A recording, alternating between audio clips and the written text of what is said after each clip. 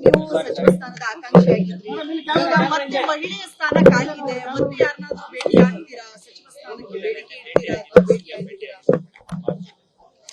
ಅಲ್ಲ, ನಾನು ಹೇಳಿಕೆ ಕೊಟ್ಟು ಆಮೇಲೆ ಇರೋ ಪೊಸಿಷನ್ ಕಟ್ ಆಫ್ ಮಾಡ್ಕೊಳ್ಳ ನಾನು. ಹಾಗಾದ್ರೆ ಮತ್ತೆ ನಾನು ಪಕ್ಷದ ವಿರುದ್ಧ ಮಾತಾಡ್ದೆ, ಮುಖ್ಯಮಂತ್ರಿಗಳ ವಿರುದ್ಧ ಮಾತಾಡ್ದೆ, ಸರ್ಕಾರದ ವಿರುದ್ಧ ಮಾತಾಡ್ದೆ ಅಂತ ಬಂದ್ಬಿಡುತ್ತೆ.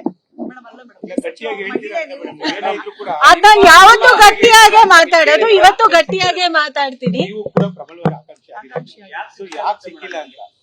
ಯಾಕೆ ಸಿಕ್ಕಿಲ್ಲ ಅನ್ನೋದಕ್ಕೆ ನಾನು ಉತ್ತರ ಕೊಡ್ಲಿಕ್ಕೆ ಸಾಧ್ಯ ಇಲ್ಲ. ಅದೇನಂದ್ರೂ ಪಕ್ಷದ ಹೈಕಮಾಂಡ್ ವರಿಷ್ಠರು ಮಾತ್ರ ಹೇಳಲಿಕ್ಕೆ ಸಾಧ್ಯ. ನನಗೆ ತಿಳಿದ ಮಟ್ಟಕ್ಕೆ ಹೊಸಬ್ರಿಗೆ ಅವಕಾಶ ಕೊಡಬಹುದು, 1-2 ಸ್ಥಾನ ಕೊಡಬಹುದು ಅಂತ ಇತ್ತು. ಮಹಿಳೆಯರಿಗೆ ಅಟ್ಲೀಸ್ಟ್ 1-2-3 ಸ್ಥಾನ ಕೊಡ್ತಾರೆ ಅಂತ ಒಂದು ಆಸೆ ನಾವೆಲ್ಲರೂ ಇಟ್ಕೊಂಡಿದ್ವಿ. ಆಮೇಲೆ ನಮ್ಮ ಜಿಲ್ಲೆಗೆ ಪ್ರಾತಿನಿಧ್ಯ ಕೂಡ ಸಿಗ್ಬೇಕಾಗಿತ್ತು. ನಾವು 5 ಶಾಸಕರು ಗೆದ್ದು ಬಂದಿದೀವಿ. ಈ ಹಿನ್ನೆಲೆ ಮತ್ತೆ ನನಗನ್ಸುತ್ತೆ, ನನಗಿರೋ ರಾಜಕೀಯ ಹಿನ್ನೆಲೆ, ಎಜುಕೇಶನಲ್ ಕ್ವಾಲಿಫಿಕೇಶನ್ಸ್ ಅದೆಲ್ಲ ಮುಂದಿಟ್ಕೊಂಡು ನಾನು ಕೇಳಲಿಕ್ಕೆ ನನಗೆ ಅರ್ಹತೆ ಇತ್ತು ಅಂತ ನಾನು ಅಂದ್ಕೊಂಡಿದ್ದೆ. ಸೊ ಆ ನಿಟ್ಟಿನಲ್ಲಿ ನಾನು ಒಂದು ಪ್ರಯತ್ನ ಖಂಡಿತ ಮಾಡಿದ್ದೆ.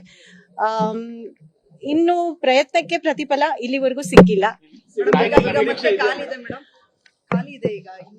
ಅಲ್ಲ, ಪ್ರಯತ್ನ ಅಂದ್ರೆ ನಾನು ಖಂಡಿತ ಮುಖ್ಯಮಂತ್ರಿಗಳ ಹತ್ರ ಮಾತಾಡಿದೀನಿ, ಮನವರಿಕೆ ಮಾಡ್ಕೊಂಡಿದೀನಿ.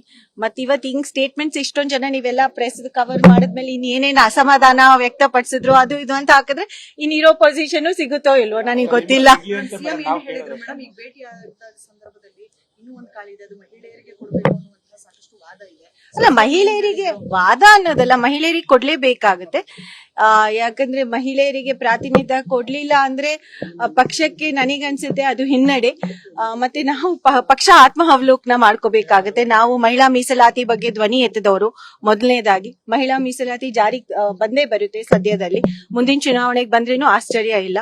ಸೊ ಅಷ್ಟು ಹೊತ್ತಲ್ಲಿ ನಾವು ಸಜ್ಜಾಗಬೇಕು. ಸೊ ನಮ್ಮನ್ನ ಸಾರ್ವಜನಿಕರು, ನಮಗೆ ಮತದಾರರು ನಮ್ಮನ್ನ ನೋಡ್ತಾ ಇದ್ದಾರೆ. ಸೊ ನಾವ್ ಏನ್ ಮಾತಾಡ್ತೀವಿ ಅದ್ರ ಪ್ರಕಾರ ನಾವು ನಮ್ ನಡೆನೂ ಅದೇ ರೀತಿ ಇರ್ಬೇಕು ಅಂತ ನಾನು ಅನ್ಕೊಳ್ತೀನಿ. ಯಾವ್ದು? ನಾನು RSS ಪರ ಯಾವ್ದು ಇಲ್ಲ.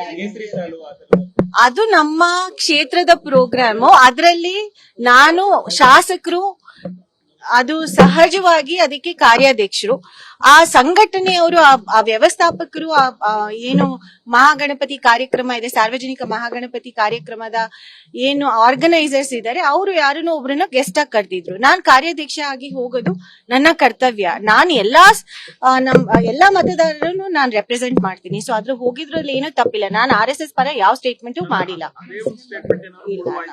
ಇಲ್ಲ ಸಿಎಂ ಏನು ಹೇಳಿಲ್ಲ. ಸಿಎಂ ನಾನು ಏನು ವಿಚಾರನ ಮುಂದಿಟ್ಟೆ ಅದನ್ನ ಕೇಳಿಸ್ಕೊಂಡು. ಈಗಲೂ ನಿರೀಕ್ಷೆ ಇದೆಯಾ ಅದು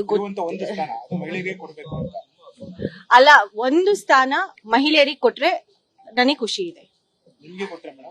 ಮುಖ್ಯಮಂತ್ರಿಗಳ ಪರವಾಗಿ, ಪಕ್ಷದ ಪರವಾಗಿ ನನಗೆ ಎಲ್ಲ ಅರ್ಹತೆ ಇದೆ, ಅದನ್ನ ನಿಭಾಯಿಸಿ ತೋರಿಸ್ತೀನಿ ಅಂತ ನನಗೆ ನಂಬಿಕೆ ಇದೆ. ಅದು ಆತರ ಏನು ಹೇಳಿಲ್ಲ. ನ್ಯೂಸ್ ಫಸ್ಟ್, ನಿರ್ಭೀತಿಯಿಂದ ನಿಮ್ಮ ಪರವಾಗಿ.